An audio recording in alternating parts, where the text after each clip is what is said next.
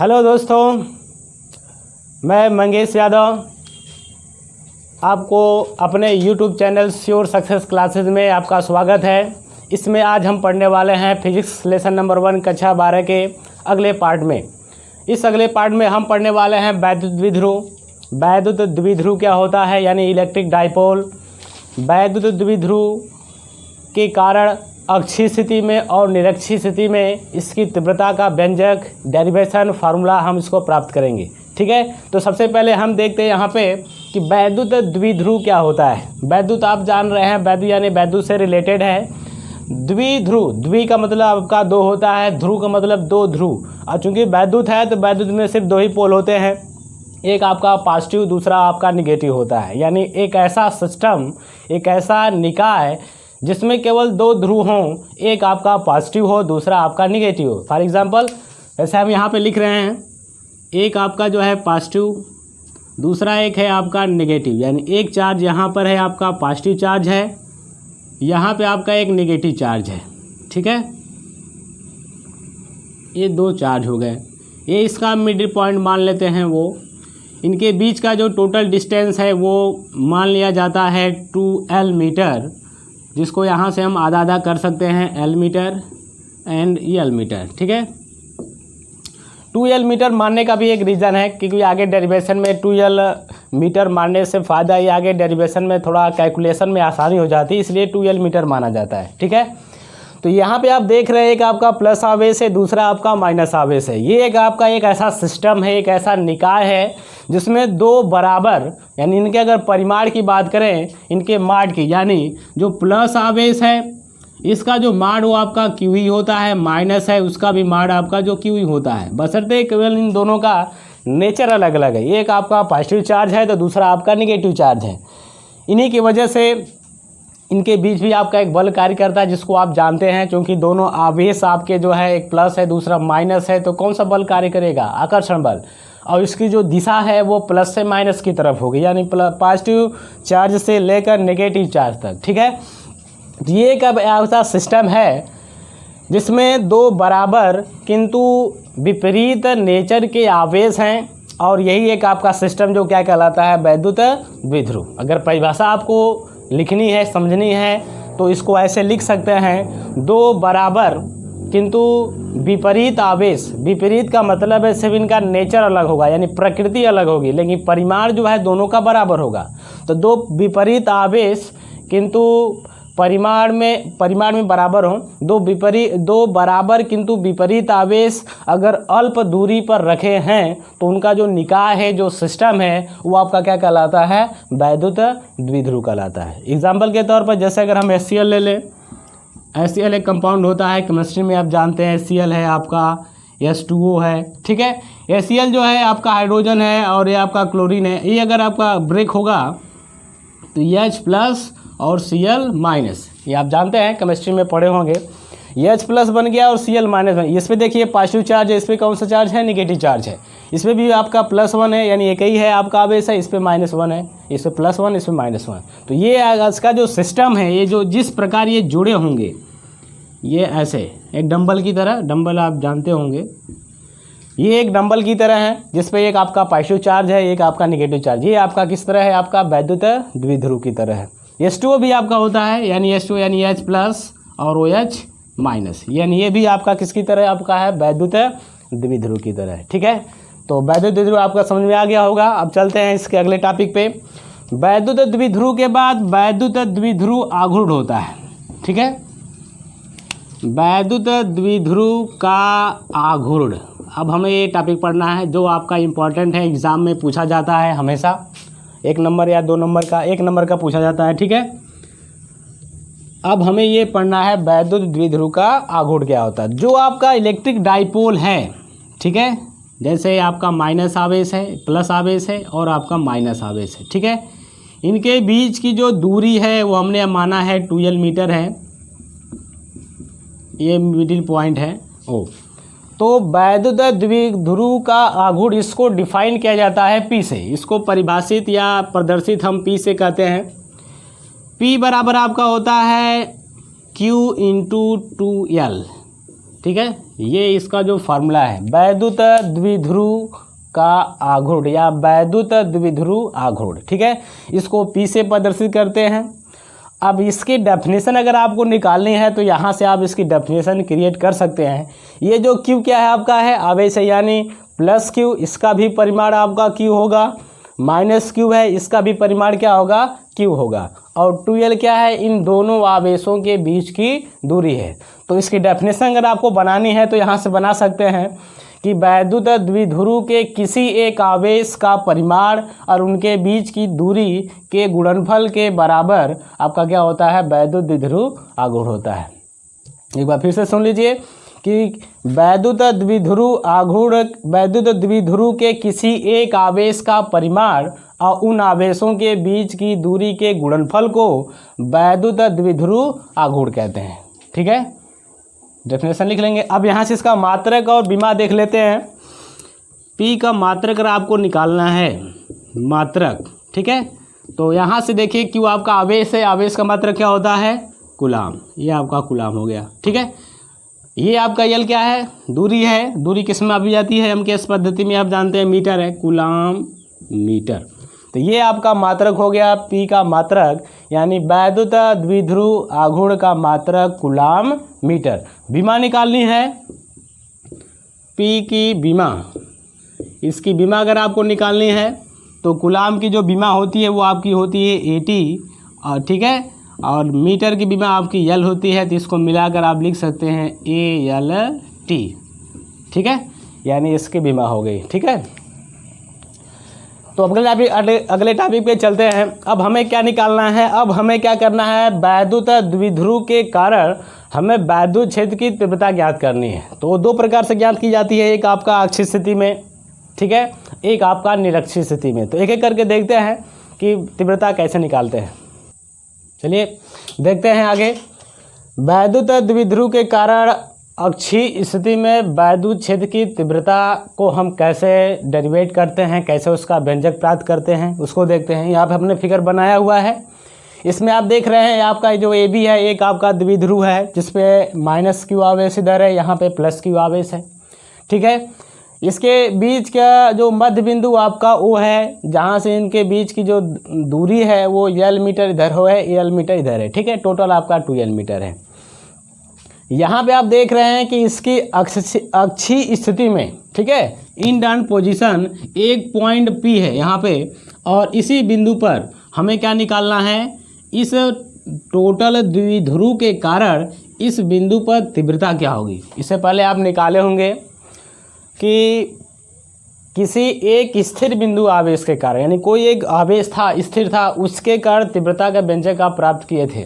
यहाँ पे आपका जो है एक द्विध्रुव है, उसके कारण जो है आपको तीव्रता निकालनी है, यानी वो तीव्रता जो है आपका इस बिंदु पर कितना होगी और कैसे निकालेंगे। देखें, तो सबसे पहले फिगर में आप समझ गए होंगे, यहाँ से बिंदु O से ये जो दूरी आपकी R मीटर है बिंदु P तक, और यहाँ से +Q आवेश से ये दूरी, यानी यहाँ से ये दो दूरी होगी, वो आपका क्या हो जाएगा, R-L मीटर, यानी R-L, या कह सकते हैं कि जो +Q आवेश है उसकी जो दूरी है बिंदु P तक वो आपका होगा R-L मीटर। ये R जो है द्विध्रुव के मध्य बिंदु से उस बिंदु की दूरी है जहाँ पे हमें तीव्रता निकालनी है। ठीक है, दूसरा जो -Q आवेश है उसकी दूरी क्या होगी, उसको भी आप निकाल सकते हैं। मध्य बिंदु से दूरी R है और मध्य बिंदु से ये जो दूरी L है, तो वो दूरी हो जाएगी R+L मीटर। ठीक है,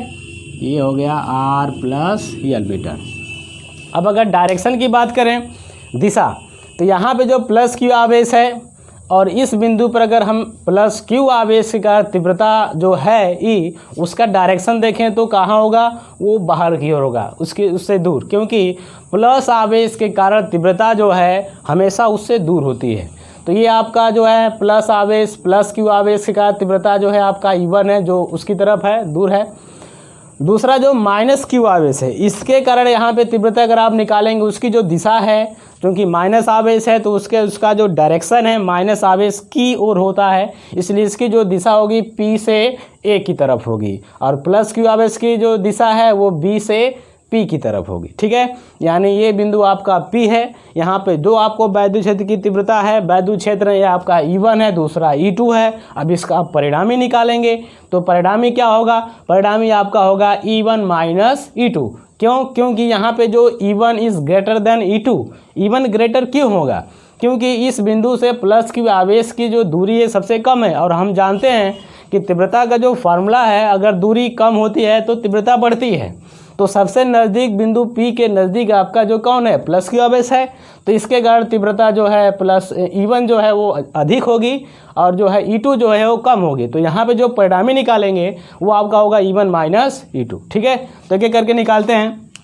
सबसे पहले प्लस क्यू आवेश के कारण, प्लस क्यू आवेश के कारण तीव्रता, वो तीव्रता हम अगर निकालें यानी E1, क्योंकि हमने E1 माना है, तो E1 बराबर क्या होगा, 1/4 pi epsilon 0 into K into Q upon R का स्क्वायर। ये फार्मूला आप पढ़े होंगे, एक स्थिर आवेश है, उससे R दूरी पर अगर तीव्रता निकालें तो ये फार्मूला हम वहाँ पे यूज करते हैं। लेकिन चूँकि हम यहाँ से निकाल रहे हैं प्लस आवेश से, तो प्लस आवेश हो गया। यहाँ से इस बिंदु की दूरी हम देखेंगे तो यहाँ पे दूरी क्या आपका है, R माइनस यल। तो R की जगह हम क्या पुट कर देंगे, R minus L.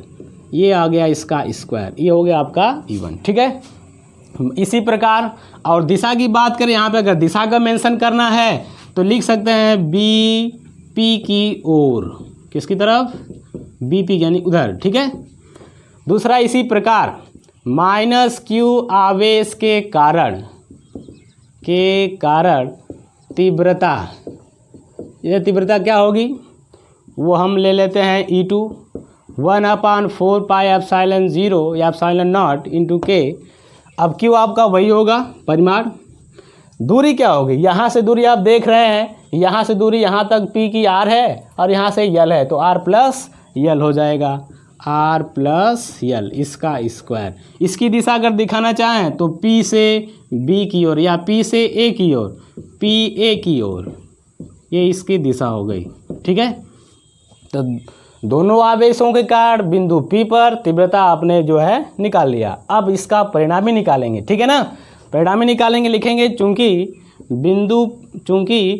E1 is greater than E2, यानी E1 क्या होगा, अधिक होगा E2 से। तो इसलिए यदि परिणामी, लिखेंगे यदि परिणामी तीव्रता E हो तो E बराबर क्या होगा, E बराबर होगा E1 माइनस E2। अब यहाँ पे वैल्यू हम पुट कर देंगे। E1 का मान रख दीजिए 1/4 पाई एप्सिलॉन नॉट के इंटू, ठीक है, Q अपान ये हो जाएगा आपका R माइनस यल होल का स्क्वायर और minus 1/4 pi epsilon naught into K Q upon R plus L whole का स्क्वायर। अब इन दोनों पदों में आपका Q अपान 4 पाई एप्सिलॉन नॉट के कॉमन है, तो उसको हम कॉमन कर लेते हैं। तो कॉमन करेंगे आप Q अपान 4 pi epsilon naught into K, तो आपको मिलेगा 1/R माइनस यल होल का square minus 1/R plus L whole का स्क्वायर। ठीक है, अब इसको कैलकुलेट करना है तो कैलकुलेट आप करेंगे, इसका इधर मल्टीप्लाई कर दीजिए, इसका इधर मल्टीप्लाई कर देंगे, फिर इन दोनों का मल्टीप्लाई कर देंगे। ठीक है, भिन्न का जो है सॉल्यूशन है जो आप किए होंगे, ये आपका हो जाएगा Q अपान 4 pi epsilon naught into K। अब इसका तरह मल्टीप्लाई करेंगे तो होगा आपका R प्लस यल होल का स्क्वायर माइनस, इसका तरह मल्टीप्लाई करेंगे तो R माइनस यल होल का स्क्वायर, टोटल अपान इन दोनों का मल्टीप्लाई होगा। ठीक है, तो ये देखिए होगा आपका A माइनस बी और ये आपका है A प्लस बी। तो बीज गणित में आप पढ़े होंगे A माइनस बी और A प्लस बी का फॉर्मूला होता है A square minus B square. ये हो जाएगा R का स्क्वायर माइनस यल का स्क्वायर, और चूँकि दोनों का स्क्वायर है तो एक स्क्वायर हो जाएगा आपका। ठीक है, अब यहाँ से क्या करेंगे, इसका स्क्वायर जो है एक्सपेंड करेंगे, फैलाएंगे तो क्या होता है। ठीक है, तो इसको आप अगर नोट करना चाहें या स्क्रीनशॉट ले सकते हैं। जिसके बाद हम इसको मिटाएं। देखिए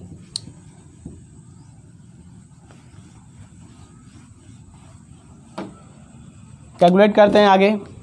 टोटल परिणामी आपका ई है, E equal to q upon 4πε0 into k. अब यहाँ पे इसका स्क्वायर एक्सपेंड किया ए प्लस बी होल का स्क्वायर, तो आप जानते हैं a square plus b square plus 2ab r square plus L square plus 2rl minus, यहाँ से इसका स्क्वायर करेंगे ए माइनस बी का, तो a square plus b square minus 2ab। चूँकि यहाँ पे माइनस है तो जो इसके बाद वाले पद हैं उसका साइन जो है चेंज हो जाएगा, आर का square minus L square minus 2 होता है तो वो प्लस हो जाएगा 2rl, और टोटल अपान आपका हो जाएगा यहाँ पे R square minus L square whole का स्क्वायर। तो यहाँ पे दो टर्म आपके कैंसिल हो जाएंगे माइनस वाले प्लस वाले से, ठीक है।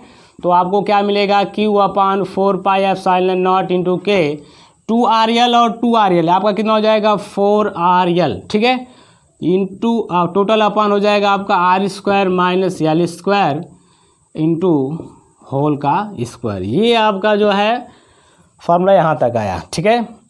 यहाँ पे थोड़ा सा एक फार्मूले में हम इसको कन्वर्ट कर सकते हैं। जैसे वैद्युत द्विध्रुव का आघूर्ण अभी आपने पढ़ा होगा पिछले समय में, अभी ये आपका चूंकि P बराबर क्या होता है Q इंटू 2L, वैद्युत द्विध्रुव का आघूर्ण बराबर होता है Q इंटू 2L। तो इसको उस फॉर्म में हम लिख सकते हैं, यानी इसको लिख सकते हैं 1/4πε0 इंटू के।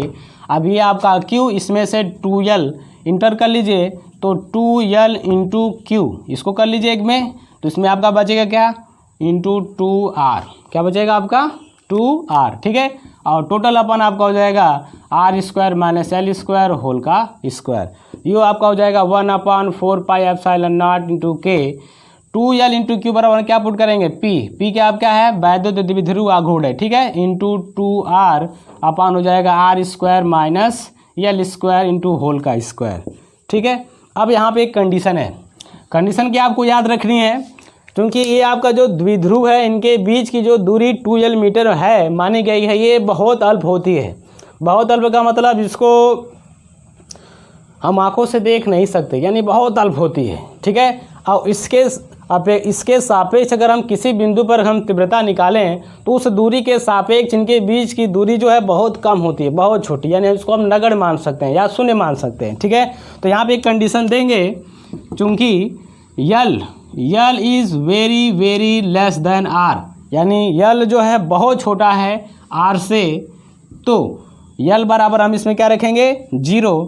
तो हमारा फार्मूला बनेगा ई बराबर 1/4πε0 इंटू के, इसके बाद यहाँ हो जाएगा P इंटू 2R अपान ये यल हो जाएगा 0, तो इसका स्क्वायर 0 आपका कैंसिल हो जाएगा, 2 का मल्टीप्लाई होगा इसमें आर स्क्वायर में तो R की पावर 4 हो जाएगा, और यहाँ से एक R इसमें कैंसिल हो जाएगा, तो E बराबर आपका हो जाएगा 1/4πε0 इंटू के इंटू 2P अपान R का क्यूब। ये आपका फार्मूला है अक्षीय स्थिति का, ठीक है। यहाँ पे अगर आप चाहें तो के को हटा सकते हैं, वायु या निर्वात के लिए के इक्वल टू 1 पुट कर दें तो E इक्वल टू हो जाएगा 1/4πε0 इंटू 2P अपान R का क्यूब।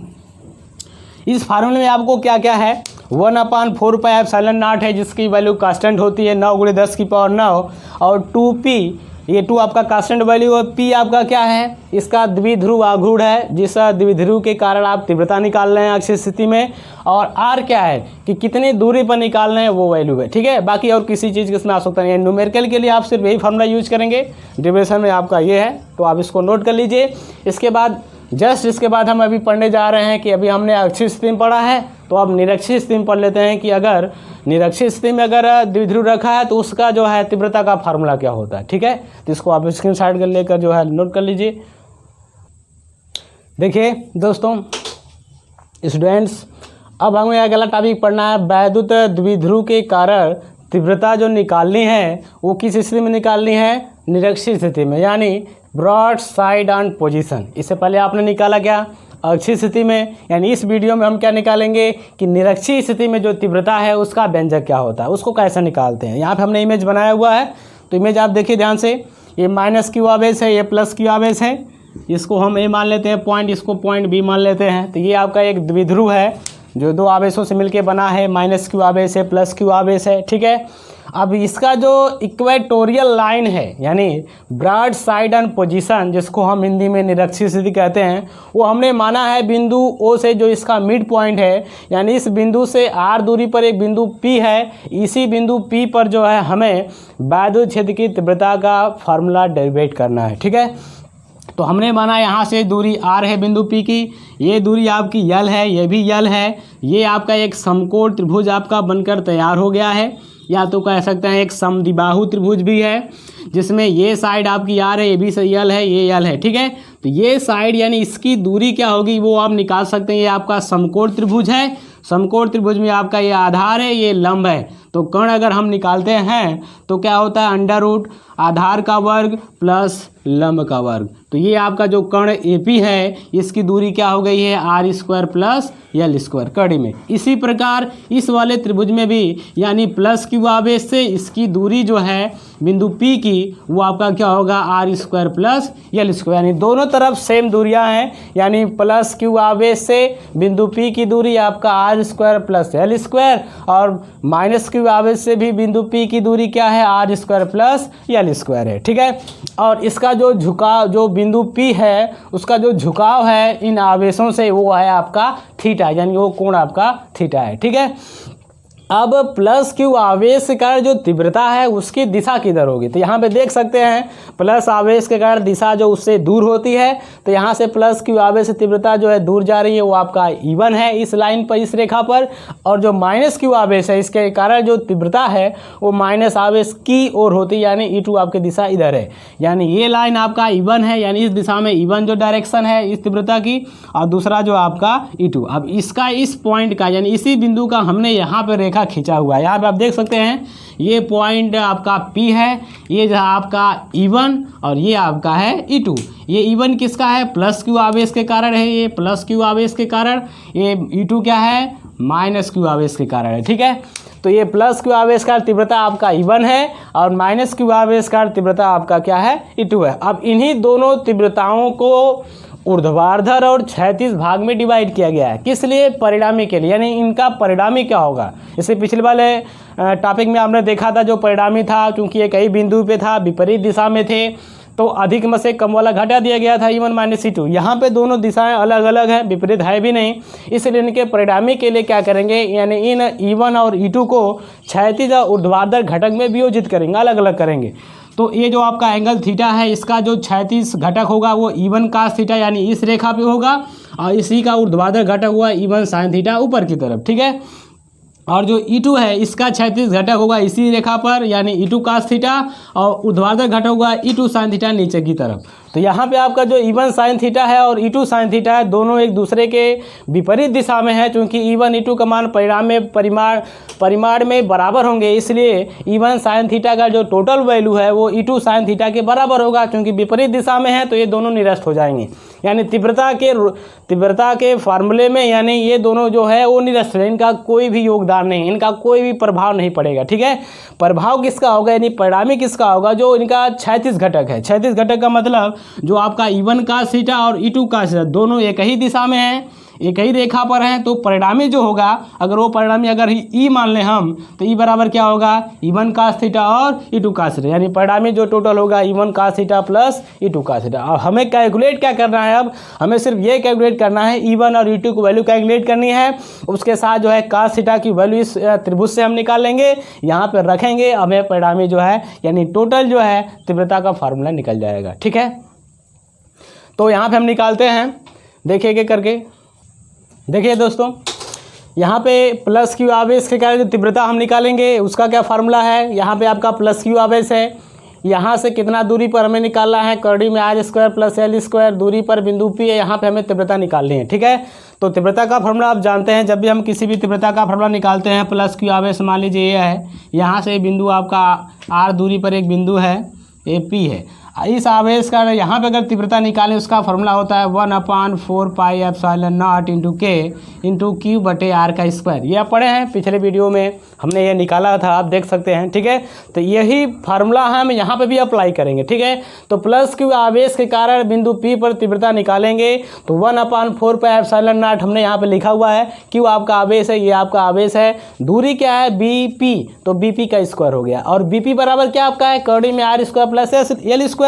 तो यहाँ पे करनी जो आपकी स्क्वायर करेंगे तो करनी आपकी हट जाएगी। तो यहाँ पे आपका हमने फिर वही रिपीट किया है 1/4 पाई एप्सिलॉन नॉट इंटू के Q upon R square plus L square. यहाँ अंडर रूट हट गया, किस वजह से, स्क्वायर की वजह से। तो ये आपका प्लस क्यू आवेश के कारण बिंदु पी पर तीव्रता E1 आपकी यहाँ पे निकल गई। ठीक है, उसके कारण माइनस क्यू आवेश है, यहाँ पे आपका माइनस क्यू आवेश है, ये यहाँ से बिंदु पी पर तीव्रता आपको निकालनी है। सेम प्रोसेस, सेम फार्मूला, सब चीज़ें वही है।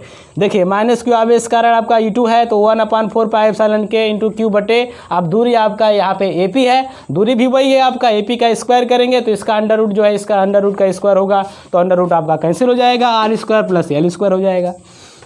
उसके बाद हम क्या करेंगे, हमें यहाँ पे परिणाम हमने लिखा है, टोटल परिणामी क्या होगा। ठीक है, इसके लिए हमें cos थीटा की वैल्यू भी चाहिए, इसलिए चाहे PAO त्रिभुज में या POB त्रिभुज में, किसी भी त्रिभुज में जो है हम cos थीटा निकाल सकते हैं। तो यहाँ से cos थीटा अगर हम निकालेंगे तो cos थीटा बराबर क्या होगा, OB बटे PB, यानी आधार बटे कर्ण। तो आधार आपका क्या है, L है, और कर्ण क्या है, कर्ण में R square plus L square है, बराबर L बटे R square plus L square. जो कर्णी है उसको अगर हम घात में करें तो कर्णी हटाने के बाद उसकी घात हम 1/2 लिख सकते हैं। ठीक है, इसके बाद जो है परिणामी हमें निकालना, हमने बताया यहाँ पे परिणामी जो होगा वो टोटल क्या होगा, E1 cos थीटा और E2 cos थीटा के योगफल के बराबर होगा।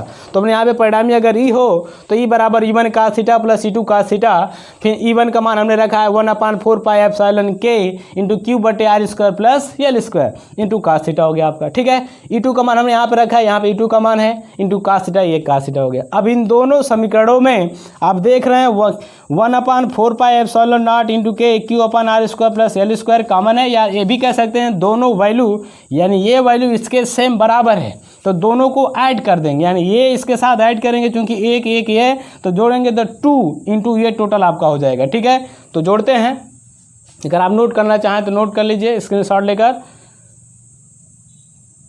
चलिए देखिए अब क्या करेंगे हम, अब चित्र की कोई आवश्यकता है नहीं, इसमें चित्र आप समझ चुके होंगे।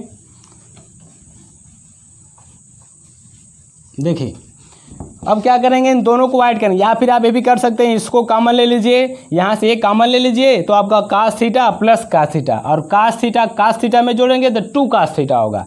यानी इसको हम ऐसे लिख सकते हैं कि E बराबर क्या होगा 1/4 पाई एप्सिलॉन नॉट इंटू के into Q upon are square plus L square. ठीक है, ये आपका हो गया प्लस इंटू 2 cos थीटा। ठीक है, बराबर 1/4 पाई एप्सिलॉन नॉट इंटू के q upon are square plus L square. ठीक है, इंटू 2 इंटू, अब cos थीटा की वैल्यू हमने यहाँ पे निकाला हुआ है l upon are square plus L square इसकी पावर 1/2। अब यहाँ पे देखिए 2l और q ये दोनों मिलकर क्या हो जाएंगे, p हो जाएगा। यहाँ पे आप लिख सकते हैं चूँकि आपका जो p बराबर क्या होता है 2l इंटू क्यू, तो यहाँ पे आपका फार्मूला हो जाएगा 1/4 पाई एप्सिलॉन नॉट इंटू के, ये 2l इंटू क्यू आपका हो जाएगा p बटे, अब इन दोनों को एक में ऐड कर देंगे R square plus L square. यहाँ पे देखिए इसकी घात क्या है 1 है, यहाँ पे इसकी घात क्या है 1/2 है। इन दोनों को अगर आप ऐड करेंगे तो 1 प्लस 1/2 बराबर क्या हो जाएगा 3/2, ये आपका हो जाएगा 3/2, ये आपका ई हो गया। ठीक है, अब क्या करना है हमें, पिछले अक्षीय स्थिति में हमने एक कंडीशन लिया था, वही कंडीशन यहाँ पे भी अप्लाई करना है। क्या अप्लाई करना है, लिखेंगे चूँकि l is very very less than r, मतलब जो यल है वो आर की तुलना में बहुत छोटा होगा, बहुत कम होगा, तो उसको हम 0 मान सकते हैं। तो जब इसको 0 रखेंगे तो फार्मूला आपका होगा 1/4 पाई एप्सिलॉन नॉट इंटू के into p upon are square. L बराबर 0 होगा तो ये आप यहाँ से कैंसिल हो जाएगा, तो 3/2 इसके घात में मल्टीप्लाई होगा 3/2, तो 2 से 2 आपका क्या हो जाएगा कैंसिल। कैंसिल होने के बाद आपका फार्मूला बनेगा 1/4 पाई एप्सिलॉन नॉट इंटू के इंटू पी अपान ये आपका आर का जो स्क्वायर था 2 घात इससे कैंसिल हो गई है, ठीक है, बचा 3 आपका आर की पावर 3 हो गया। यानी ई बराबर आपका हो जाएगा, यानी तीव्रता का व्यंजक या फार्मूला या सूत्र जो भी आप कहना उचित समझे कह सकते हैं। तो यहाँ पे आपका हो गया P/R का Q, ठीक है। तो y या निर्वात के लिए k का मान यहाँ पे 1 रखकर k को यहाँ से हटा सकते हैं, या फिर ये आपका जो फार्मूला है कि वैद्युत द्विध्रुव के कारण निरक्षीय स्थिति में जो आपकी तीव्रता का फार्मूला वो आपका ये है। अक्षीय स्थिति में क्या था, यहाँ पे 2 था, यानी 2 गुना। अगर दोनों में अगर आपको जो है रिलेशन भी निकालना है, अगर रिलेशन निकालना है तो जो अक्षीय स्थिति में तीव्रता होती है वो निरक्षीय स्थिति का 2 गुना होती है, क्योंकि उसमें आपका 2 था, इसमें 2 नहीं है, ठीक है। तो ये आपका जो है निरक्षीय स्थिति में तीव्रता का व्यंजक है। तो ये वीडियो आपको यहीं पे हम फिनिश करते हैं। अब आपको अगला वीडियो जो है जल्दी आपको मिलेगा। हमारे चैनल को सब्सक्राइब करें, लाइक करें, कमेंट करें, जो भी कमियां हैं आप उसको बताएं ताकि उसमें सुधार किया जा सके। धन्यवाद।